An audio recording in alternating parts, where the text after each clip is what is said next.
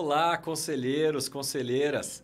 Sejam todos muito bem-vindos ao nosso podcast Os Conselheiros, que vai ao ar todas as segundas-feiras às 20 horas, aqui pelo nosso canal no YouTube e também pelo Spotify. Se é a sua primeira vez no nosso canal, te convido a fazer a sua inscrição e ativar o sininho.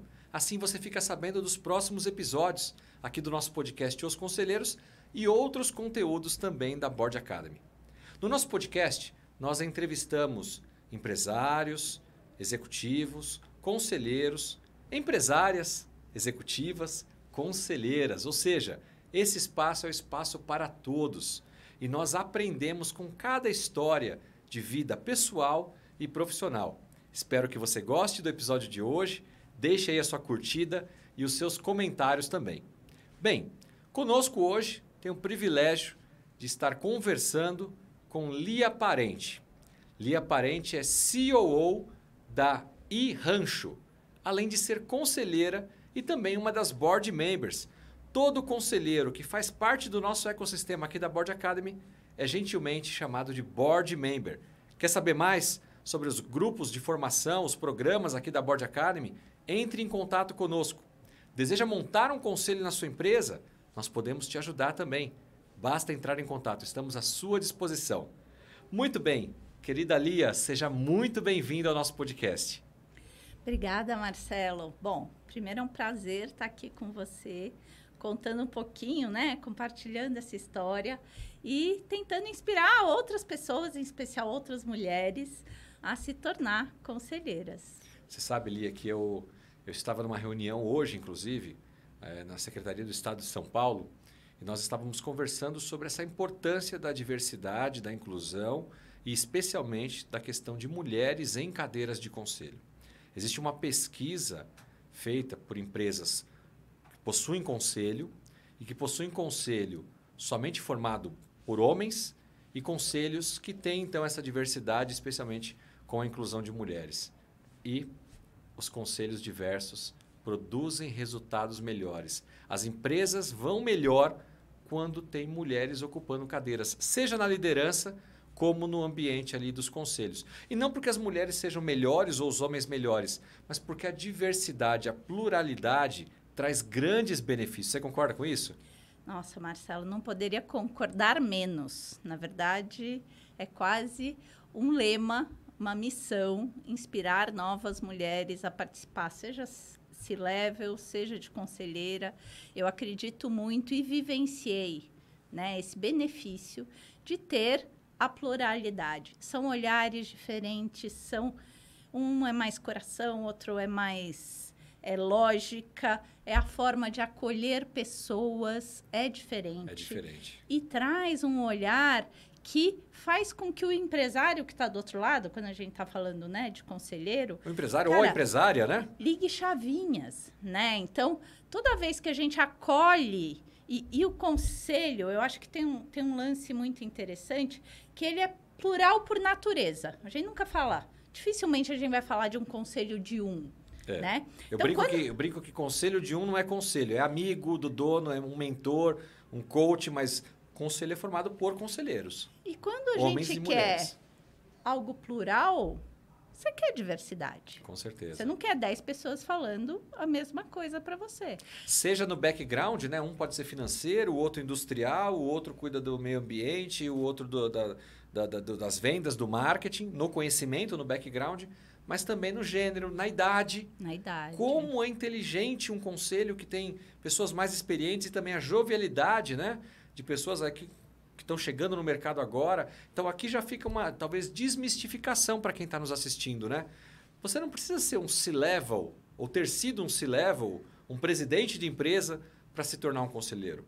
Você não precisa ter cabelos brancos, ter aí 60 a mais para se tornar um conselheiro. Existe uma empresa adequada que precisa de alguém como você, com o seu background. Quer saber mais sobre isso? Nos procure. Lia, a gente acabou enveredando aí para um papo de diversidade, mas eu quero saber o seguinte. Você, que é então uma COO de uma empresa, eu sei que também você é founder aí de outras startups e é conselheira de empresa. Essa é a foto, é o verbo er. É ser, né? O verbo ser de hoje, você é. Mas e o passado? Vamos voltar aí umas 2 casinhas no tempo e saber de onde que a Lia veio, origem familiar, decisões profissionais, e a gente caminha um pouco até chegar, então, nesse verbo ser, o estado atual em que a Lia se encontra. Muito interessante essa tua pergunta. Bom, da onde eu vim, né? Eu, com 2 anos de idade, já tinha morado em 3 cidades. Caramba! Então, sim, uma pessoa que já nasceu... É filha de dono de circo? É quase isso, quase isso. Se fosse lá fora, iam dizer que era militar, né? Mas, também. Enfim. Não, meu pai é um carioca que casou com uma paulista e cujos avós quase fundaram Brasília. Então, eu morei no Rio, nasci no Rio, sou carioca, mudei para Brasília, depois, com 2 anos e meio, fui para São Paulo e praticamente fiz a minha carreira, a minha vida inteira em São Paulo. Isso por conta da atividade profissional do seu pai? Do meu pai. E a família da minha mãe puxa, né? Quando a gente tem filho, a gente quer ficar perto da mãe. Eu estou dizendo como mãe. Enfim, eu acho que as 2 coisas meio que enveredaram aí. Meu pai, desde que eu me conheço por gente, foi empresário. E não é uma empresa, 13 empresas. Então, já viveu todas as etapas e fases de um ciclo de ser empresário. E dos momentos do Brasil também, né? Também, né? Então, eu acho que assim, e não foi só empresário, foi empresário de tecnologia. Então, pensa ser um empresário de tecnologia há 50 anos atrás. Eu costumo dizer que tinha 12 anos de idade, um belo dia, meu pai foi para os Estados Unidos, voltou com uma caixa, mais ou menos desse tamanho. Era um PC, chamava Personal Computer. A gente não chamava de PC, né? Enfim, e ficou 6 meses na minha sala, aquela caixa. Aí eu falei, pai, posso montar? Porque ele não tinha tempo para decifrar o que era aquilo que ele tinha trazido. Eu tinha 12 anos de idade, eu fui lá, montei o PC, instalei o Word 1.0, nem vou dizer qual a minha idade, né? Mas isso aí, como foi há muito tempo. E eu sempre fui assim, todos os manuais em inglês, eu ia lá, pegava os manuais, me virava, não sabia inglês direito, enfim. Sempre tive muita inovação na minha casa, mas era algo corriqueiro, porque a cabeça do meu pai, a gente até brinca que ele é meio professor pardal, sabe? Meu pai quer experimentar tudo que é de novo, tudo que é... Você tem ideia, ele é startupeiro até hoje, com 78 anos de idade. Tem uma startup de cibersegurança. Que legal. 78 anos de idade, ele, usando o termo nada técnico, ele coda, ele programa até hoje em Java. Mas, enfim, então é isso que eu vivi, né? Eu vivi muita inovação, eu vivi meu pai sempre trazendo uma solução nova para o mercado que nunca ninguém tinha ouvido falar e tendo que evangelizar o mercado, falando assim, um dia vocês vão ver isso funcionar. Isso meio que pautou algumas decisões, né? Então, na 8ª série, eu falei assim, eu quero fazer administração, porque é óbvio, né? Você olha para o pai, eu vou administrar a empresa. Eu já, aspas, trabalhava com meu pai antes mesmo do colegial. Qual que era o meu trabalho? Datilografar a proposta comercial, né? Ali, faz a proposta aí. Aí estava eu lá, datilografando. Então, trabalhei na empresa do meu pai, mesmo pequena, Isso, né? São Paulo, capital? São Paulo, capital. Era uma empresa de tecnologia, de software, que trouxe... Bom, você conheceu o Telex?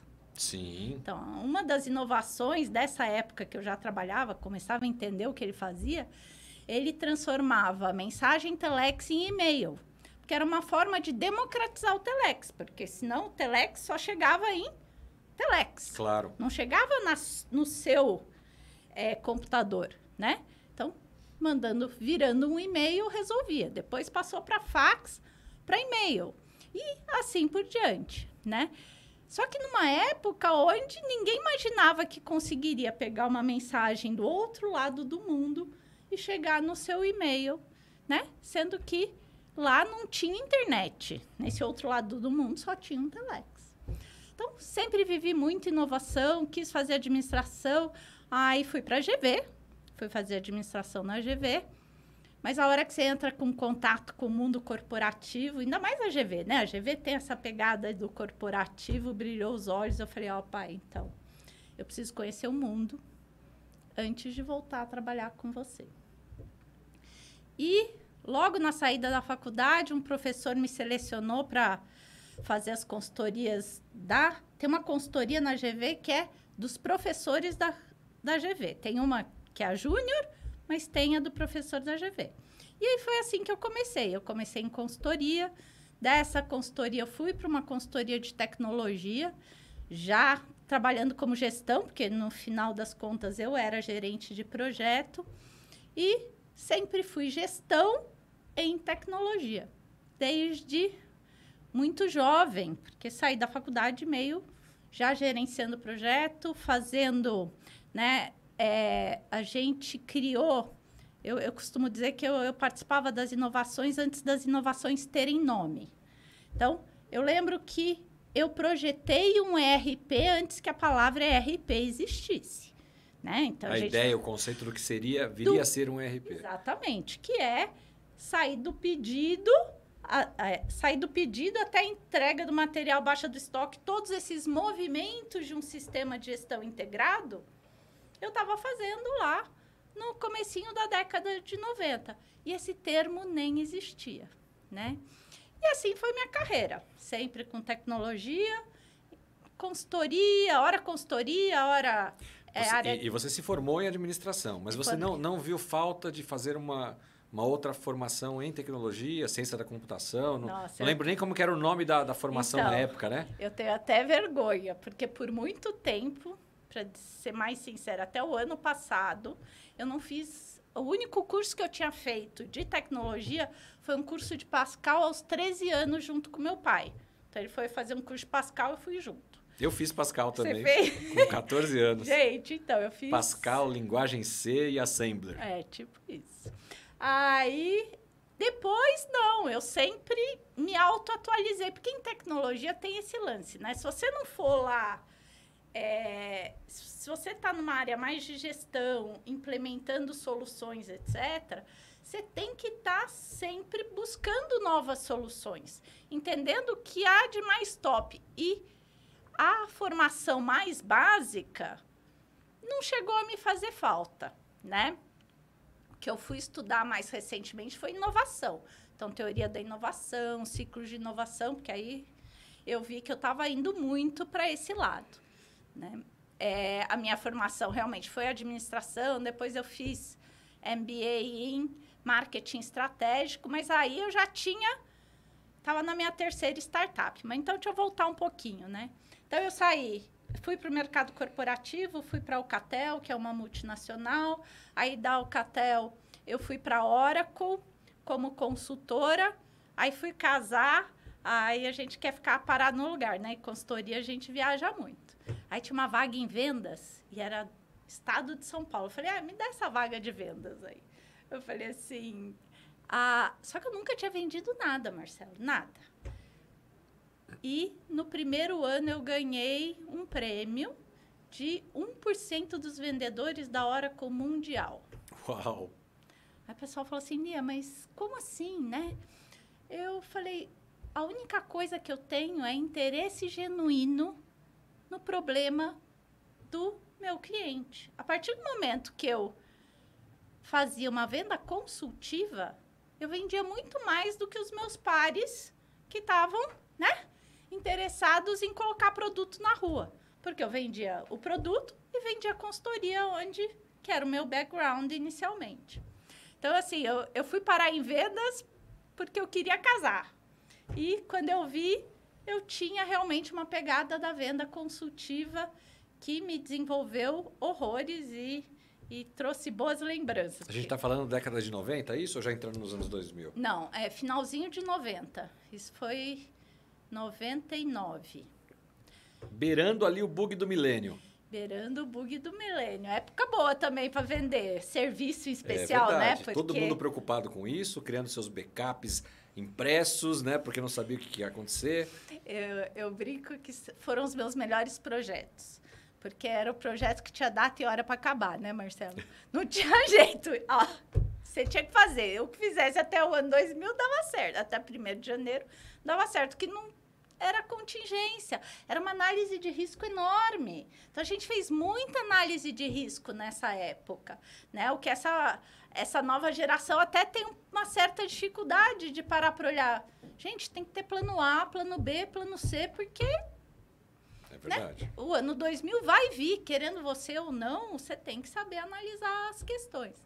Então, foi nessa época. Aí, da Oracle, eu fui para a Embraer, e aí foi, né, um ex-cliente meu que era gestor na Embraer, falou assim, Lia, eu estou precisando do seu perfil aqui. E eu não tinha a menor ideia. Não tinha a menor ideia do que era a Embraer. Porque a Embraer, quando eu fui para lá ser gestora de tecnologia, eram 300 gerentes, 8 mulheres. Então, assim, ser mulher nesse ambiente era uma coisa que... Desafiadora. Super desafiadora. Eu entrei numa área onde eu tinha 20 engenheiros, homens, e 2 mulheres, a secretária e a menor aprendiz. Era tipo assim, eles olhavam para mim, como é que você me gerencia, sendo que esse não é o lugar para você. Hoje a Embraer mudou muito, mas na época era bastante desafiador. Mas eu fui para uma área, de novo, né? Com uma tecnologia onde a gente implantou, era um e-commerce, onde ninguém tinha a menor ideia do que era um e-commerce. A gente implementou uma tecnologia para que os nossos clientes comprassem partes de reposição de um avião, seja da Embraer quanto de um concorrente. Isso era algo tão inédito que nem nossos clientes entendiam direito do que se tratava. Então, tem muito na minha carreira essa questão, né? Eu implementava uma solução que não tinha nome e que você precisa evangelizar o cliente para ver que aquilo é bom para ele. Porque não tem referência, não tem comparação, né? Trabalhar com inovação tem essa pegada de você trazer algo tão diferente, tão novo, que nem a outra pessoa está entendendo do que você está falando. Então, Tem que criar a necessidade na cabeça do cliente, porque ele não sente falta daquilo uma vez que ele desconhece, né? Exatamente. Eu de forma assim bem simplória, né? Mas para exemplificar isso, eu vejo a questão do próprio, por exemplo, do Waze. Perfeito. A gente ia para cima e para baixo, ou porque eu aprendi a chegar lá, ou porque eu usava lá o guia 4 rodas, né? Tinha um mapinha lá, eu olhava, para chegar lá eu vou pegar a Marginal, aí subo aqui a Rebouças, tá, esse caminho eu já sei. A da Rebouças eu viro em tal rua, e mais essa é essa. Então, na minha cabeça, eu criava aquela imagem. Às vezes eu tirava uma cópia, grifava, se fosse um lugar mais complicado na cidade. Não sabia o nome de Waze, não existia, na verdade. Sim. Né? Veio, na verdade, uma primeira onda do GPS, que já foi uma evolução que ajudou bastante. E aí, de repente, o Waze que veio para popularizar, né, isso para todo mundo. E hoje, se o Waze quiser cobrar da gente, a gente vai pagar. Porque quem é que vive sem o Waze? Eu não sei mais andar em lugar nenhum sem o Waze. Não, eu que saí de São Paulo, né? Porque na época da Embraer eu fui para São José dos Campos. Isso há 20 anos atrás. Depois, voltar para São Paulo, eu não sei andar sem o Waze. Não sei isso, porque eu, né, morei 30 anos aqui, mas hoje não sei mais.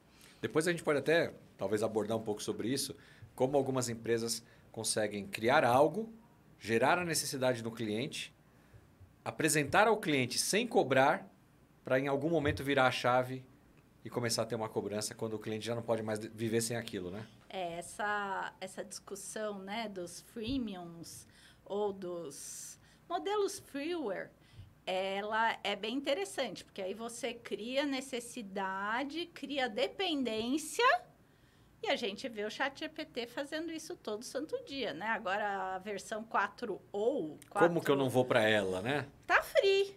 Mas você acha que vai ser por muito tempo? Não vai, né? Foi assim como foi a 3, aí lançaram a 4 que era premium, e aí eles vão... E o pior ou o melhor, né? A grande sacada de tudo isso é que te usam como cobaia, né? Então a gente chama de MVP, né? No mundo das startups, que é o Minimum value product. Então, assim, a gente cria um produto mínimo, só que eu não quero criar o produto inteiro. Aí eu lanço no mercado, falo assim, vai usando, gente. Aí você reporta um bug, só que você não pode cobrar nada de mim, porque você também não paga nada. Aí eu vou corrigindo aqui, crio algo melhor e falo assim, opa, esse algo melhor eu vou cobrar. Então, e aí a gente tem, né, vários modelos de startup e a ideia é errar rápido. Então, você lança algo pequeno, pega feedback dos usuários e vai melhorando o seu produto. Ao invés dos projetos antigos que a gente levava lá 2, 3 anos para ver que não era aquilo que o cliente queria. Né? Então, a gente tem que ter esse pensamento. Isso não serve só para produto de tecnologia. Isso serve para quase tudo dentro da empresa. Você quer mudar um processo? Pega um cenário desse seu processo, faz um MVP e testa. Vê como é que a gente vai se sair nisso, né? Pega os feedbacks. Deu certo? Corrige aquilo. Aí você faz, né? Passa isso para os outros cenários e garante que todo mundo está trabalhando bem. Os japoneses têm a Toyota criou, né, o Lean. O Lean trabalha muito com esse Kaizen, né? Você faz um pequeno projeto, estabiliza, vê o que precisa melhorar, vai fazendo uma melhoria contínua. E em startup a gente trabalha muito com isso. Ou a startup que não trabalhar com isso, na verdade, não consegue crescer na escala que a gente... Fica muito tempo no campo da ideação e não entra em tração nunca. Exatamente. E a gente tem que tomar muito cuidado, né? A inovação, a gente discutiu até aqui no curso, né? Inovação é coisa nova que gera nota fiscal. Então, se você não conseguir gerar algo que comece a produzir receita do outro lado e ficar cria, haja investidor fazendo aporte, né? Ninguém dá conta. É verdade. Certo? Então, acho que assim, tem esse lance da inovação, da gente ter estratégia de implementação e não fazer inovação pela inovação. Aliás, nem seria chamar de inovação, né? Criar novidade pela novidade. Mas voltando na Embraer, você entrou na Embraer num momento ali, já então, anos 2000. Onde a Embraer já era, né, ela passou um bom tempo assim, talvez meio que despercebida, mas teve um momento da Embraer, que eu não sei se foi nos anos 2000, um pouco mais para frente, um pouco mais para trás, que ela realmente deu um salto assim tecnológico muito alto. Novas aeronaves, projetos internacionais, enfim, e o nome dela passou realmente a ser reconhecido mundialmente. É interessante isso que você trouxe, né? Foi bem na época que eu entrei numa época onde a Embraer tinha menos de 18 mil funcionários, passei ela crescendo até 25 mil, teve uns ups and downs, mas enfim, teve um boom bastante grande. E teve uma época que eu gerenciava uma área que recebia demandas de tecnologia de todas as unidades da Embraer, dentro e fora do país. E eu viajava muito, viajava para fora, etc. Muitas vezes a Embraer, no começo, era mais conhecida lá fora do que no próprio Brasil. Eu tinha colegas que, não de São José, porque São José dos Campos vivia meio ao redor, mas de São Paulo que não sabiam que a gente fabricava grandes aviões.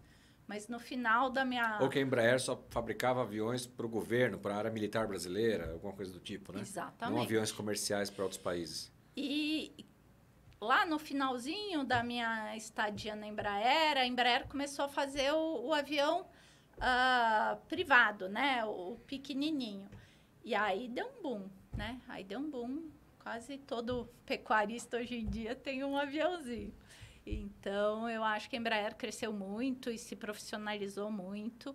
Mudou a filosofia, o grau de inovação da Embraer é algo fora do comum. Hoje, a Embraer tem uma empresa chamada Embraer X, voltada à inovação aberta. Então, eu acho que já tem outra mentalidade, mas sempre teve no seu DNA muita inovação. Muita inovação. E quanto tempo você ficou na Embraer? Fiquei 7 anos. 7 anos. Nisso você se muda de São Paulo para São José? Me mudo. A hora que... Na verdade, essa empresa que eu trabalhei não era bem a Embraer, era uma startup da Embraer que fazia esse e-commerce. Só que em um determinado momento entenderam que o modelo de startup não funcionava e incorporaram na Embraer. Essa startup era para ser nos Estados Unidos. Então, eu estava em São José para viajar, para mudar para os Estados Unidos. Era uma ponte. A hora que eu vi que eu ia ficar em São José mesmo, falei, não, muda para cá, porque vale a pena, é outra cidade, fui ter meus filhos. Foi uma fase muito boa. É uma cidade muito boa. Sem muito dúvida. boa, de alta tecnologia, perto de São Paulo, perto da praia, né? Tem essa questão da localização muito interessante. Eu não sei se é um pensamento meu, mas eu tenho a impressão de que São José é uma... Talvez até pelas formações que tem ali, mas é uma das potências de onde sai o maior número de franquias do Brasil. Olha, essa informação eu não conhecia. Conheço muitas franquias que a origem é em São José. Mas eu não sei franquia, mas tem muita empresa de tecnologia em São José. São José é um polo tecnológico muito forte. E você vê assim, São José com as cidades vizinhas, gente, não parece cidade do interior. É de um pensamento tecnológico a cidade. Você olha no urbanismo, é diferente.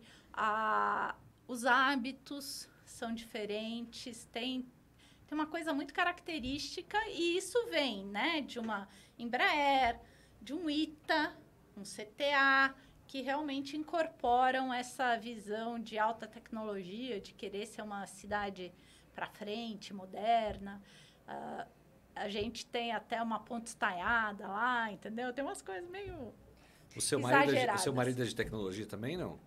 É de tecnologia. Porque aí nessa mudança para São José ele teve que... Então, vamos junto, não vou, fico aqui. Ele tentou ficar aqui por muito tempo, mas chegou uma hora que São Paulo estava insustentável e voltar, né? Ele trabalhou em banco muito tempo, aí ele foi para lá, conseguiu trabalhar na Johnson, aí falou assim, vou ficar perto dos filhos, só que quando viu, estava viajando mais para os Estados Unidos do que ficando, falou assim, não, isso também não dá certo. E aí... calhou de eu sair da Embraer e a gente começar numa pegada empreendedora de volta. Então, eu acho que é legal pegar esse ponto, Marcelo, porque a hora que eu saio da Embraer, eu entro num processo de recolocação, né? E meu pai fala assim, vem aqui me ajudar um pouquinho na empresa. Sabe aquela história? Tô te esperando desde os 14 anos, você não voltou ainda. Vem cá me ajudar. Eu falei, tá bom, pai, vamos lá que eu vou te ajudar.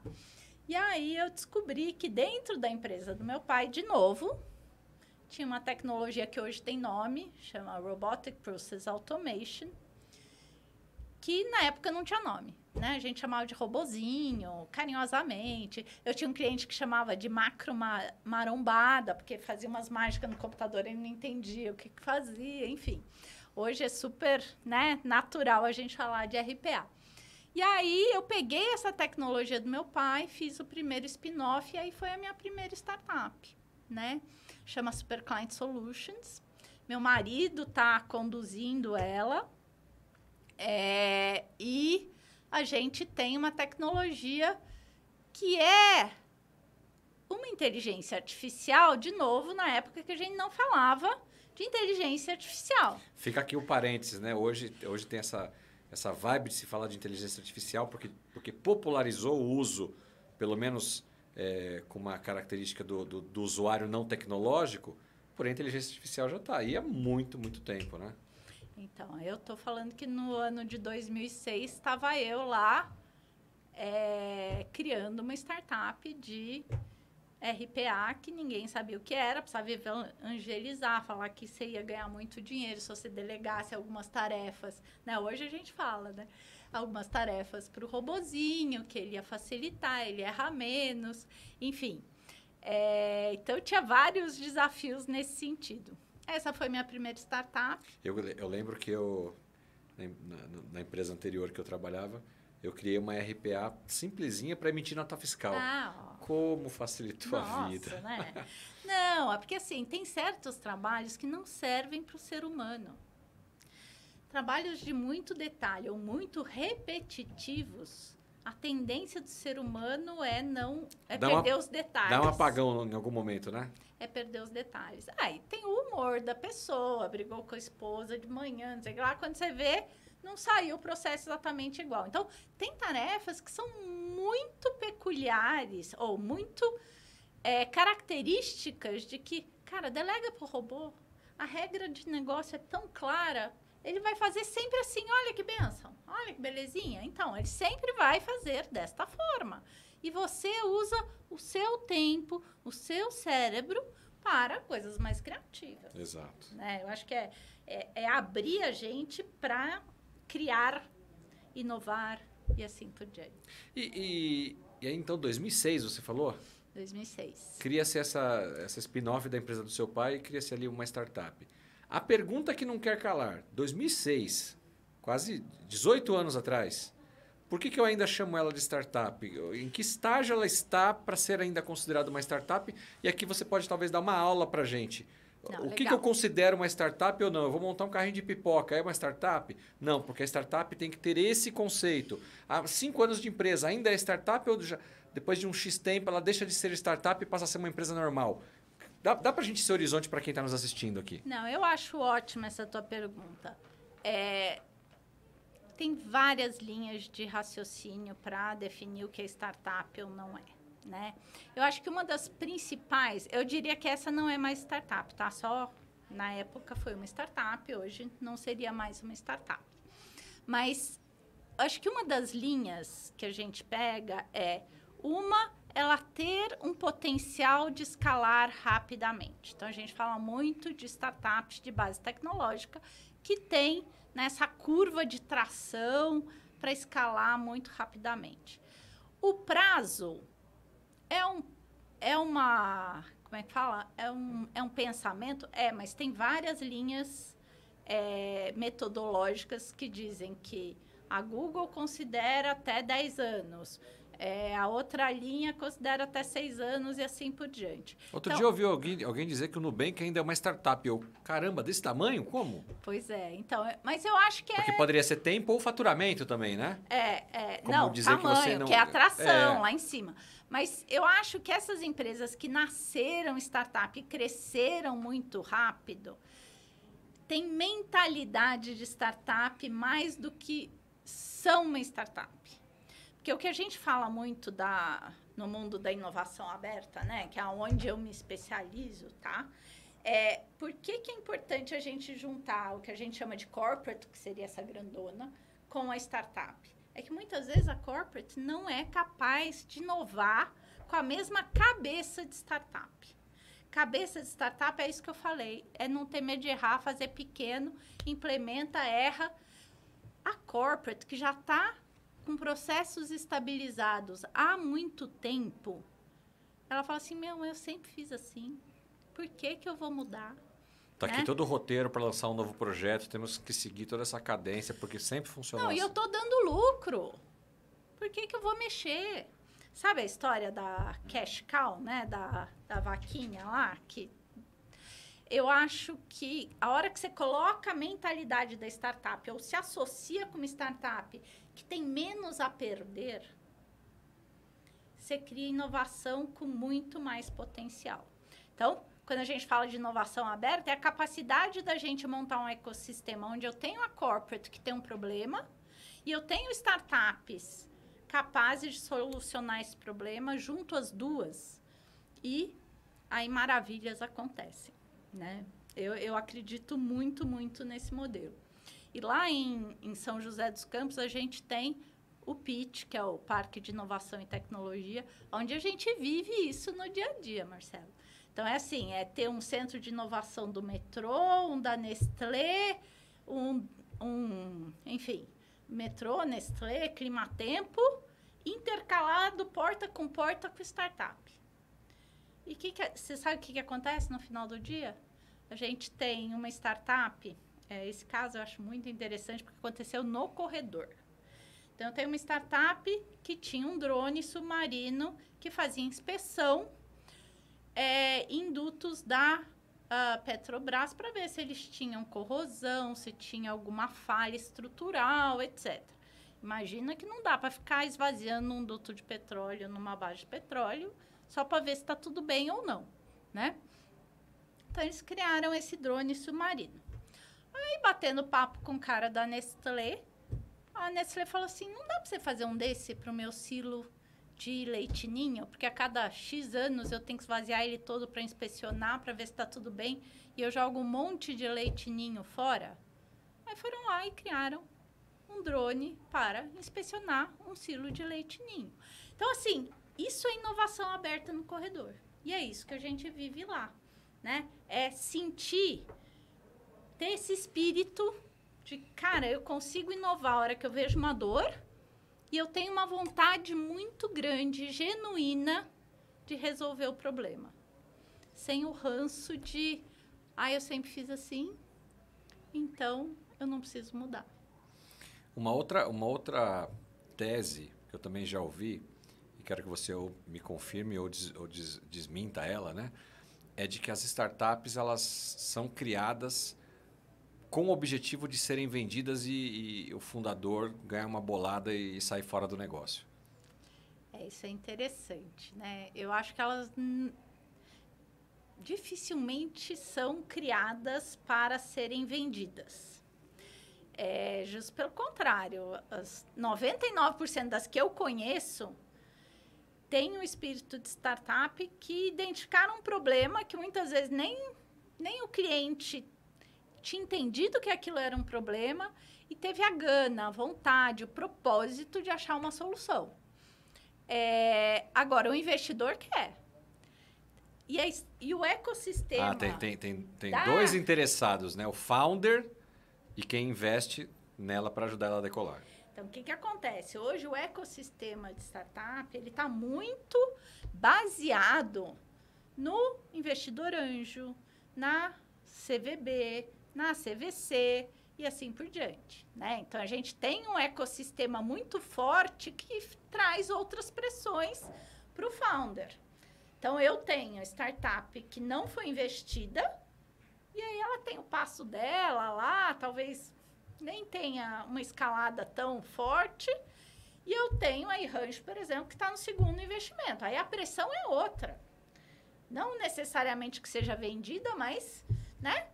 Que... Eu coloquei dinheiro aí, eu quero ver o resultado, né? Exatamente. Mas, por outro lado, eu acho que esse ecossistema, ele traz uma escalada muito mais rápida, né? Eu sou conselheira, não sei se a gente já comentou, na FCJ, que é uma holding de CVBs, que são Corporate Venture Builders. Justamente é um elemento desse ecossistema que vai ajudar as startups a se prepararem para receberem os investimentos e crescerem, traz metodologia para que essas startups cresçam, consigam seus investidores e decolem. Vamos voltar um pouquinho na empresa. Como que era o nome da empresa que Superclient. Superclient, que ainda está viva e seu marido viva, que meu toca. marido que toca. Que toca ela. Você ficou nessa empresa por um tempo ali? Até 2012, 13. 12, 13. Não, na verdade eu fiquei lá até 2020, vai. Só que em 2013 a gente começa... 2013? Não, 2016. Estou trocando as datas. Um primo meu chega para mim e fala assim, Li, eu tenho um projeto aqui no PowerPoint, né, para fazer um RP para pecuária. Para pecuária de corte. Eu falei assim, pecuária de corte? Que trem é esse, né? De comer, de beber? Ele falou, porque eu já discuti, ninguém tem isso, papapá, é uma dor muito grande. Ele era pecuarista, mas também trabalhava na Oracle, então era um cara de tecnologia.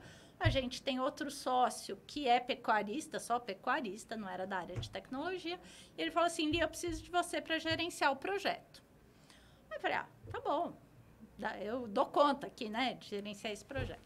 Só que quando eu vi a empresa que tinha sido contratada, não deu conta de fazer o projeto lá. Aí eu falei assim, daqui que eu desenvolvo com a minha equipe que eu tenho aqui em São José. Aí foi tão engraçado, Marcelo, Porque uma das coisas é, quando a gente fala de tecnologia para certas áreas, muitas vezes o desenvolvedor não consegue entender a dor do cliente. Aí sabe o que eu fiz? Coloquei 7 desenvolvedores dentro de uma van, levei todo mundo para a fazenda desse meu sócio. Falei assim, ó, vocês vão respirar o que é boi no curral, o que acontece. Porque colocar um computador dentro de um curral, você tem ideia do que seja? É um desafio à parte, porque tem boi berrando, tem bezerro que tá bravo que se separou da mãe, né? Tem boi que não tá querendo ser pesado, não quer levar vacina naquela hora. E você tem que, ao mesmo tempo, registrar tudo que está acontecendo ali, né? O iRancho, ele nasceu para digitalizar a pecuária de corte.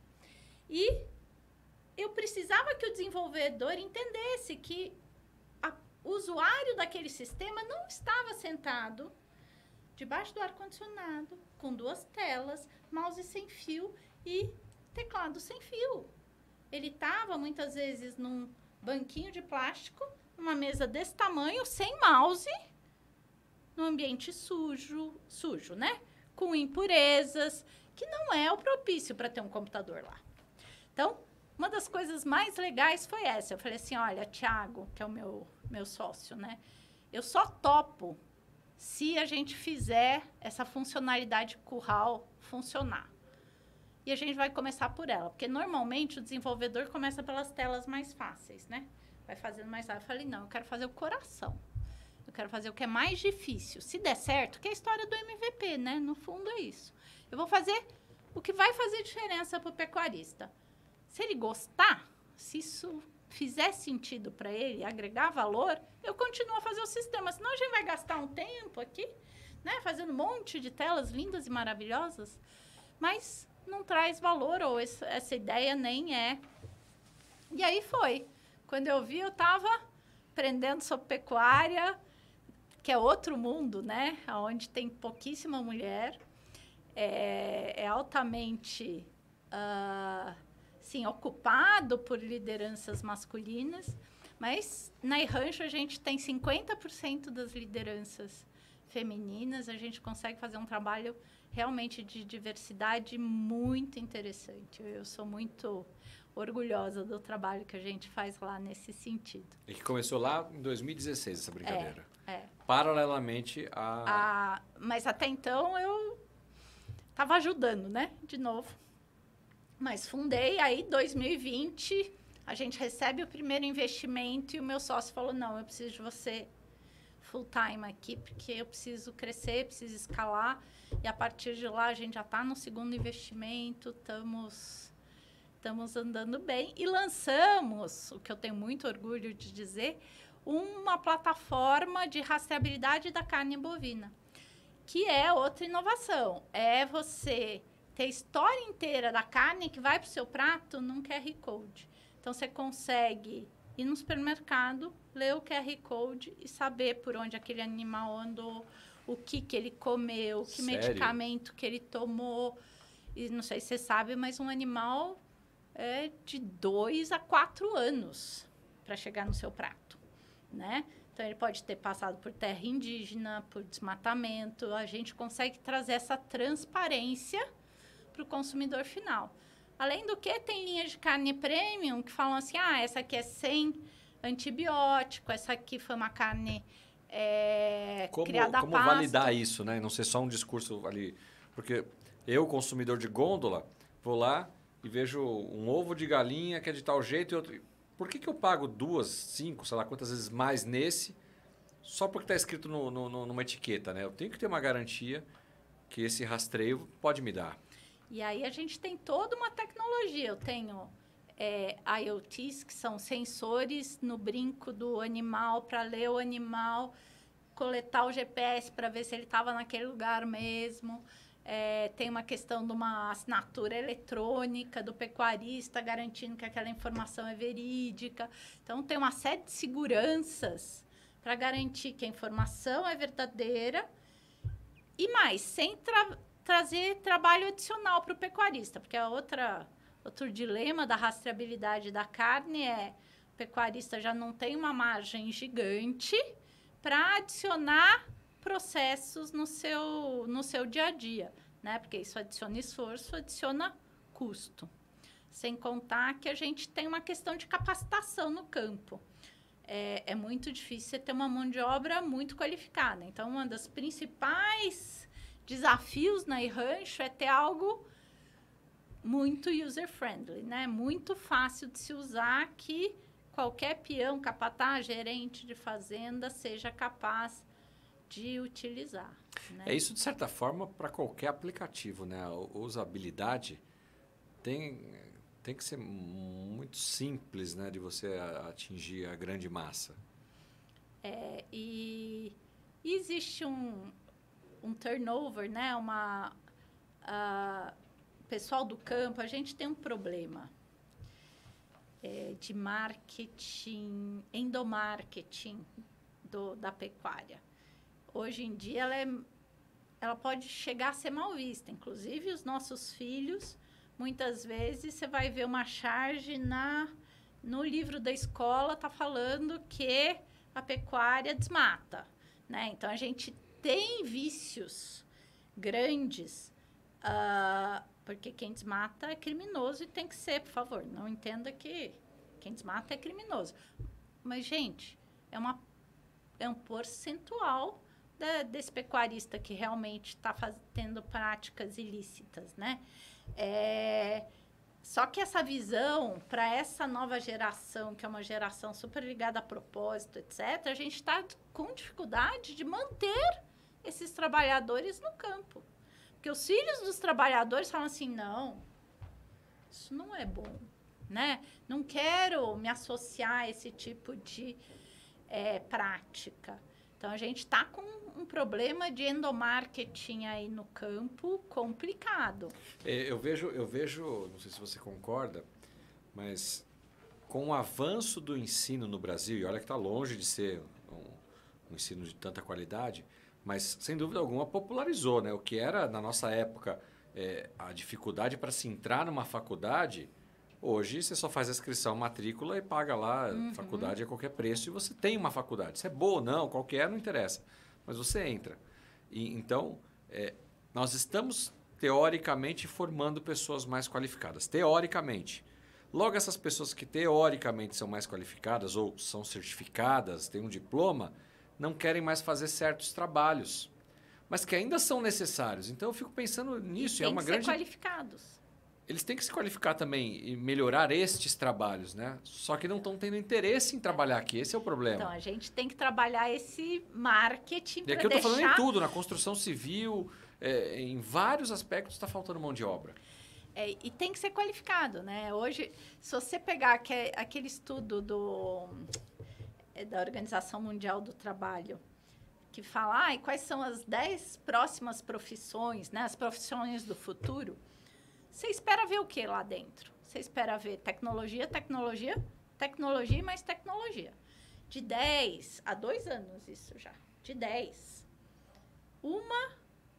8 são de tecnologia. Então, você vai ver IA, vai ver um monte de coisa engenheiro disso, daquilo. Enfim, mas todos meio ligados à computação, a software, a inteligência de dados, não sei o que lá. Uma é analista de sustentabilidade. O quê? Faz muito sentido. Mas também está muito relacionado ao agro, né? Porque sustentabilidade tem uma pegada lá do agro. Sim. Ele traz, né, um componente de meio ambiente importante para o nosso ecossistema. E o segundo, sabe qual é? Operador de máquina agrícola. Eu jurava que ia ser alguma coisa ligada à saúde. E sabe por quê? As máquinas sofisticaram. Sabe quanto custa um avião pequenininho? Eu vou colocar 1 milhão, tá bom? Só ordem de grandeza, 1 milhão. Quantas horas de voo o piloto precisa ter para voar um avião pequenininho? Muitas. Sabe quanto custa uma colheitadeira profissional, aquela... Não, aquela com tecnologia, com mais de 300 sensores, com uma coleta de dados gigantesca, de 2,5 a 5 milhões. E quem que está pilotando? Quem está manejando essa máquina? É dessa profissão que a gente está falando. Hoje, uma colheitadeira tem de 300 mais sensores. A gente fala muito sobre inteligência de dados, né? Só que se eu coletar o dado errado, inteligência de dados, inteligência artificial, vai tudo por água abaixo. Você concorda comigo? Sim. Né? Então, dado sujo sai. E aí você não acha que, talvez isso já esteja acontecendo, né? Que na falta das universidades, enfim, das escolas estarem profissionalizando esses profissionais, as empresas terão que fazer isso? Nosso conselheiro aqui, o Walter Longo, né? Ele diz que toda empresa agora deve ser educadora também. Não dá, porque ela não vai achar a mão de obra que ela precisa se ela não formar essa mão de obra. Perfeitíssimo. No agro, dentro de uma das CVBs da FCJ, nós temos uma empresa chamada Já Entendi Agro. E John Deere, Bayer, todas elas contratam essa empresa para criar os seus treinamentos. Por quê? Porque tem que ter esse linguajar da base, né? De um profissional de base. Então, sim, as empresas estão cada vez mais criando os seus treinamentos para garantir. A própria Rancho tem toda uma metodologia para treinar quem está operando em rancho. Porque não tem outro jeito. E ainda assim, a gente tem os nossos parceiros e consultores que apoiam os produtores para conseguir fazer a gestão dos seus negócios. Que coisa. Você falou de uma terceira startup. Onde que ela entrou nessa história? Ah, legal. Da Superclient, no ano passado, a gente fez outro spin-off que chama Intel for Cities. A gente usa a tecnologia dos robozinhos com IA generativa, entre outras coisas, para ter uma plataforma que coleta dados de cidades e cria inteligência para gestores municipais e para empresas que querem fazer projetos de sustentabilidade, né? Então, desenvolvimento local. Então, são dashboards com insights baseados na coleta de vários indicadores de cidade que trazem insights, seja para o governador ou prefeito, enfim, ou para empresas que querem fazer um determinado projeto em certa região do Brasil. Por enquanto, a gente está no Brasil, né? Essa plataforma também é usada para apoiar na certificação de cidades inteligentes e sustentáveis, que é uma das normas ABNT. A gente está trabalhando, inclusive, com o Parque de Inovação e Tecnologia, porque eles certificam, ajudam as empresas a serem certificadas ABNT. Então, é uma GovTech, mas essa está ainda no começo. Então, e essa também está, o seu marido está mais tocando ela? Tem uma sócia. Uma sócia. E tem meu marido também está lá, mas enfim, estamos tocando as duas agora. E seu pai continua também nativo aí? Meu pai criou 3 anos atrás, por conta, essa história também é interessante. Ele tinha uma empresa de tecnologia para a área da saúde, eles tinham um workflow que coordenava toda a documentação, né? Convênio tem muito documento que vai, aprova só, enfim. E eles sofreram um ataque cibernético. Aí, eles criou uma solução utilizando também esses robôs, porque aí os robôs fazem um discover. Eles descobrem todos os dados da empresa e trabalham de 2 lados. De um lado, para LGPD, porque aí vê se não tem nenhum dado vazando, nenhum dado sensível vazando, porque os robôs ficam monitorando o que você está fazendo, né? E do outro lado, eles bloqueiam, não é que bloqueiam, mas previnem ransomware. Então, normalmente o ransomware Alguém ataca seu ambiente, meio que tranca seus arquivos. Vamos pensar assim, ele tranca seus arquivos, né? Esses robôs, como eles monitoram tudo, a hora que eles veem um arquivo que está muito diferente ou ele não consegue entender o seu conteúdo, significa que alguém fez uma mudança muito drástica naquele ambiente. Ele consegue bloquear e voltar, eu vou dizer voltar um backup, vai? Mas de uma forma muito simplista. Então, ele tem essa nova empresa, 2, 3 anos estourando, ligada a cybersecurity, né? É muito interessante, porque, assim, é um problema, é uma dor que faz com que a pessoa de inovação dá um clique e fala assim, olha, eu tenho uma tecnologia que se eu fizer isso, aquilo outro, resolve esse problema. E nada como uma dor que você sente, então, né, o trigger é mais impactante e foi bem interessante, Legal. Esse processo. Na sua apresentação, eu te apresentei como COO da Rancho. Isso. Né? Porque a empresa, então, onde você... Uma das 3 empresas que você criou, em determinado momento, seu sócio falou, vem para dentro porque eu preciso de ajuda. E você acabou, além de sócia, ocupando, então, uma posição de operações ali na empresa. Mas eu te apresentei também como conselheira. Né? Aonde que o mundo dos conselhos entra, então, na sua vida e como é que você está atuando em relação a isso? Ah, Marcelo. Bom, eu comecei como conselheira no CISV. CISV é uma organização não governamental que tem programas para educação de crianças para a paz através de acampamentos multinacionais. Então, é uma ONG que nasceu logo após a Segunda Guerra, onde uma psicóloga falou assim, se eu começar a fazer as nações, a partir das crianças se conhecerem, elas vão ver que tem diferença, mas também tem coisa igual. Isso gera empatia. E aí, uma criança adulta que passou por isso não vai querer guerra, né? Então, também sendo muito simplista. E nessa ONG, meus filhos participaram.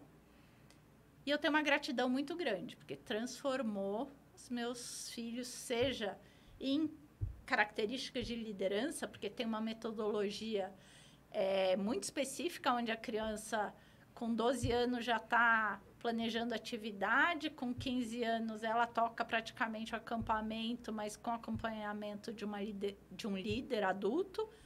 Com 16, 17 anos, eles tocam o acampamento sozinhos, usando a metodologia. Muito legal. E aí rola um give back, né? Você fala assim, cara, isso fez tão bem para os meus filhos, eu tenho que contribuir. Então, comecei como voluntária, e aí me chamaram para ser conselheira. E eu faço esse trabalho há 7 anos já. A gente remodelou o CISV, até porque primeiro passou por a gente revisitou o negócio do CISV Brasil. Depois da pandemia, então, impactou 100% o negócio do CISV, porque era tudo presencial. Então, retomar, enfim, tem sido um processo bem interessante. Mas até então, assim, era give back, né? Aí eu preciso contribuir de algum jeito, deixa eu contribuir, e estava me sentindo muito bem. Na Rancho, quando a gente teve o primeiro investimento, uma das cláusulas, né, do investidor era montar um conselho consultivo. Eu acho que foi aí que, caraca, criou um estalo gigantesco da diferença que um conselho consultivo faz na vida de uma empresa. E que eu comecei a me interessar pelo assunto. Aí que eu realmente, né, eu participava das reuniões de conselho e via, no primeiro semestre, para você ter uma ideia, a gente dobrou o faturamento. É só o conselho? Não, acho que é uma conjuntura de coisas, mas o quanto o conselho nos movimentou a ser mais maduros, o quanto desafia vocês, faz vocês pensarem, provocam, trazem experiências prévias que já viveram. Não, sem contar, né, pessoas incríveis Abrem portas, indicam, networking. É a soma de muita coisa, né? De muita coisa. E aí que ligou uma luz para mim. Eu falei assim, gente, acho que eu gostei disso. Acho que tem a ver com a Lia. A Lia, há um bom tempo, né, apesar de sempre ter trabalhado com gestão, sempre gostou de formar lideranças. Então, eu tenho... E, no final do dia, a gente é meio coach das outras lideranças, né? Porque você quer ver todo mundo amadurecer e fazer melhor, etc. Então, eu já tinha muito essa questão. O background como consultora também sempre trouxe esse interesse genuíno em entender novos negócios, novos processos. Quando eu trabalhava com RPA, era cada dia um processo diferente para robotizar, né? Cada dia uma dor diferente, entender vários negócios. Eu sempre trabalhei muito com essa curiosidade de entender o porquê que você está tendo esse problema, o que eu posso fazer para ajudar, o que a gente pode otimizar o processo, etc. E aí que eu encontrei Board Academy, né? Fiz um Board Starter lá no comecinho, outubro de 2022.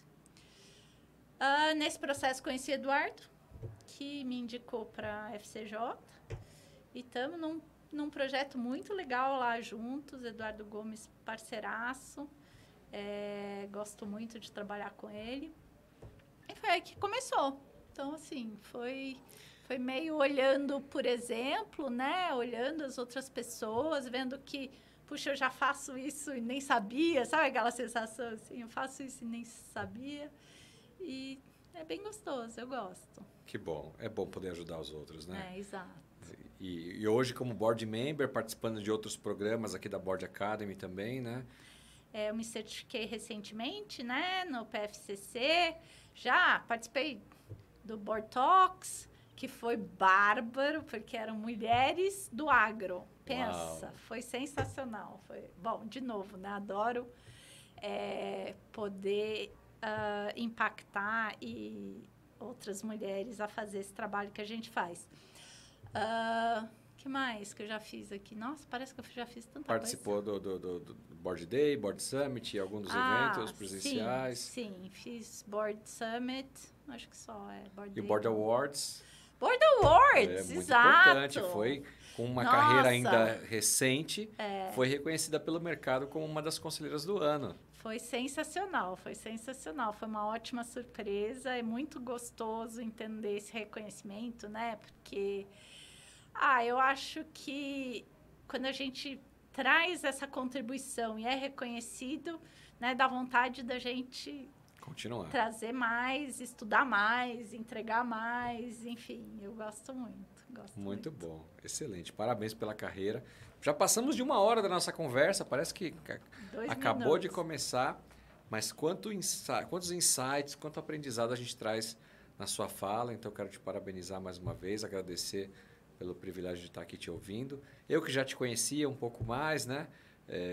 Tem aí projetos de escrita também, tem os artigos, então a gente acaba conhecendo um pouco mais aqui dos nossos board members, mas o público que está nos assistindo, né? Algumas pessoas certamente vão buscar conhecer um pouco mais da Lia. Te encontram no LinkedIn, Lia Parente mesmo? Lia Pullen Parente, é P-U-L-L-E-N Parente. Lia Pullen Parente no LinkedIn. Caso você não encontre, pode procurar pela Board Academy também, a gente faz a conexão com o maior prazer.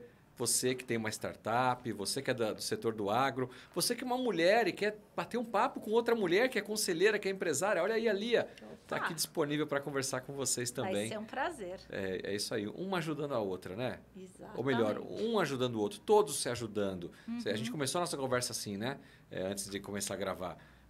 Como as empresas cada vez mais estão entendendo que não é o concorrente, mas é um ecossistema onde todos podem colaborar, um organismo vivo, onde empresa ajuda a empresa, seja a empresa de grande porte com a startup, sejam entre os ecossistemas de startup, né? Eu acho que eu gosto muito de trabalhar em conjunto e entender que uma empresa contribui com a outra em grande parte. Então, cada um faz um pedaço da solução, cria uma solução de maior valor agregado para o nosso cliente. A gente tem vários projetos lá no Parque de inovação e tecnologia em São José, onde eu tenho 4, 5 empresas para trazer... Co-criando, perfeito.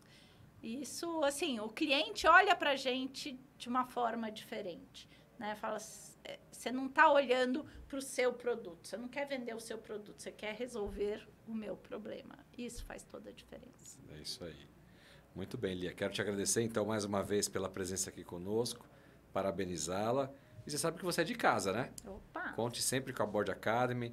Nosso querido Udo disse que não é a Board Academy, é a Board Family, porque nós realmente nos tornamos aí uma família, todos com o propósito de levar a governança proativa para as empresas e assim ajudar os empresários a crescerem os seus negócios, a perpetuarem os seus negócios, seja através da sucessão, da profissionalização, da abertura de mercado, qual seja o desejo dele para o futuro daquela empresa, mas que elas sigam em frente, gerando emprego e rodando a nossa economia, né? Esse é o nosso propósito. Eu acho que realmente mais cabeças pensantes ajudam o empresário que tem uma vida muito solitária, né? Então, eu tenho os 2 chapéus e toda vez que eu estou no conselho, eu entro na sala sempre com esse propósito. A pessoa que está do outro lado tem uma vida muito solitária. Ela tem que tomar decisões. Quando a gente trabalha, então, em empresas familiares, né? Não é só o negócio da pessoa, é o negócio da família da pessoa. É aquilo que ele quer deixar para o filho dele, né? Então, a gente tem que entender que você está lá para apoiar e é óbvio, o empresário tem que entender que tem um grupo de pessoas que pode elevar a capacidade dele de tomar uma decisão mais assertiva, mais pensada, né, com maior valor. É isso aí.